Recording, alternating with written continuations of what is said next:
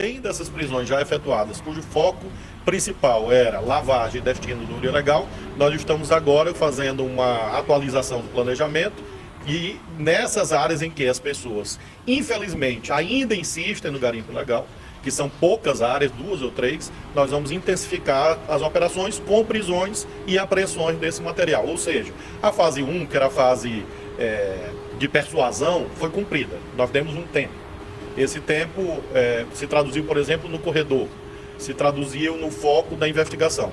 Como há ainda 2 ou 3 áreas em que as pessoas estão insistindo, nós vamos nessa nova fase haver, no dia 6 de abril, o fechamento do corredor, no que se refere ao tráfego aéreo, e nós vamos agora, já na próxima semana, intensificar prisões das pessoas que ainda estão, infelizmente, descumprindo a lei e fazendo garimpo no território Yanomami. Que o Ministério Público está, então, em 2 inquéritos, tá? Por trás de 2 inquéritos. O primeiro deles investiga por que todo o orçamento não foi enviado, então, para o Ministério da Mulher, da Família e dos Direitos Humanos. De acordo com o Ministério Público aqui do Distrito Federal, apenas 44% da verba foi destinada ao Ministério, o que ocasionou, claro, problemas no setor, principalmente ligado à população indígena e à população Yanomami. Já o segundo inquérito, a segunda investigação, diz respeito a uma portaria editada em junho de 2021 pela Fundação Nacional do Índio, a FUNAI, que teve uma mudança, previu uma mudança de funcionários, de servidores públicos. O que aconteceu? Servidores especialistas nessa delimitação de áreas indígenas foram substituídos por servidores do próprio órgão, sob a justificativa de corte de gastos. De acordo com a Procuradora da República, Luciana Loureiro, ela apontou no documento de abertura do inquérito que o objetivo é apurar o possível crime de improbidade administrativa. Essa operação estava dividida em 4 fases. A primeira delas, a saída dessas 15 mil pessoas, porque entre elas há pessoas que são trabalhadores comuns e até indígenas que trabalham nos garimpos e não são os cabeças, os autores intelectuais que vão ser presos, estão sendo monitorados pela Polícia Federal. Segundo momento, destruição do maquinário, para que essa atividade não volte, destruição de aviões, balsas e barcos. Terceiro ponto, a prisão. E aí vem essa terceira fase anunciada por Flávio Dino e também pelo ministro da Defesa, José Múcio Monteiro. Prisão daqueles que são os autores intelectuais que já estão sendo monitorados pela Polícia Federal, e a informação que eu tive junto ao Ministério da Justiça é de que 15 nomes já estão aí no rastro da Polícia Federal e aquelas pessoas que voltaram a cometer crimes, ou seja, não deixaram a terra Yanomami ou retornaram à terra Yanomami. E aí vem a fase mais difícil, que é a fase de médio e longo prazo. Primeiro, colocar uma espécie de guarda nacional, uma força nacional de segurança no território Yanomami para impedir que essas pessoas voltem a cometer crimes. E a última, dar condições dessas pessoas sobreviverem. Grande parte de Roraima tem o garimpo como principal atividade econômica. É muito difícil você fazer essa substituição. Isso é um projeto de médio e longo prazo. Há muitas famílias que sobrevivem no garimpo e famílias de indígenas, onde você tem idosas e mulheres que morreram de desnutrição e malária, mas os maridos trabalham nos garimpos ilegais. Então a dificuldade agora é você, em médio e longo prazo, ter uma nova atividade econômica que consiga fazer com que as pessoas não cometam crimes. Pois é, quando não tem a ação do poder público, as pessoas ficam aí jogadas à sua própria sorte. Então ali tinham vários tipos de ilegalidades, de práticas criminosas, como estupro, pessoas também se utilizando dos moradores da cidade para a prática de prostituição. A gente sabe que fazer da prostituição um negócio também é crime, fora a própria exploração, né, pelos garimpeiros dessa região. Então, onde não tem os olhos do poder público, claro, e a gente está falando do agente público que de fato quer trabalhar dentro da lei. Onde não há essa ação do poder público, tem espaço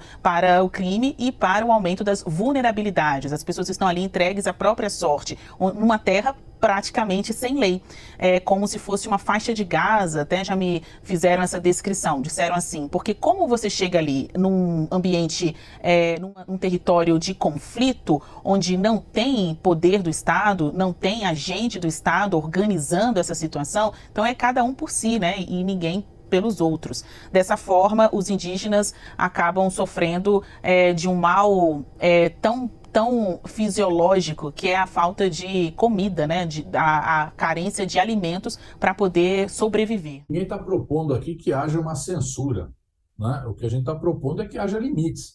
A internet não pode ser um campo onde prevaleça o discurso de ódio, onde a gente verifique os discursos de atentados contra a democracia, do golpismo, do fascismo. A internet não pode ser um ambiente de incentivo à violência, de incentivo a um sem número de crimes, como a gente vem observando, ao tráfico de drogas. Enfim, é preciso que haja regulação.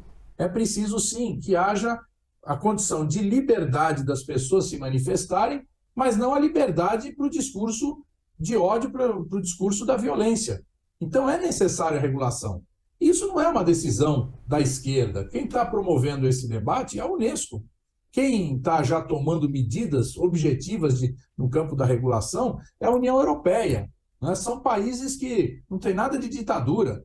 É a União Europeia, são democracias, são países democráticos. O próprio Estados Unidos tem esse debate.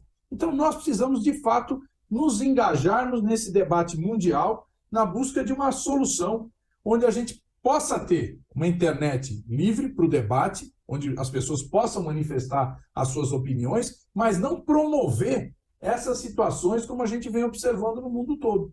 Né? Então, por que esse assunto ganhou uma dimensão internacional? Em primeiro lugar, porque a rede ela é internacional.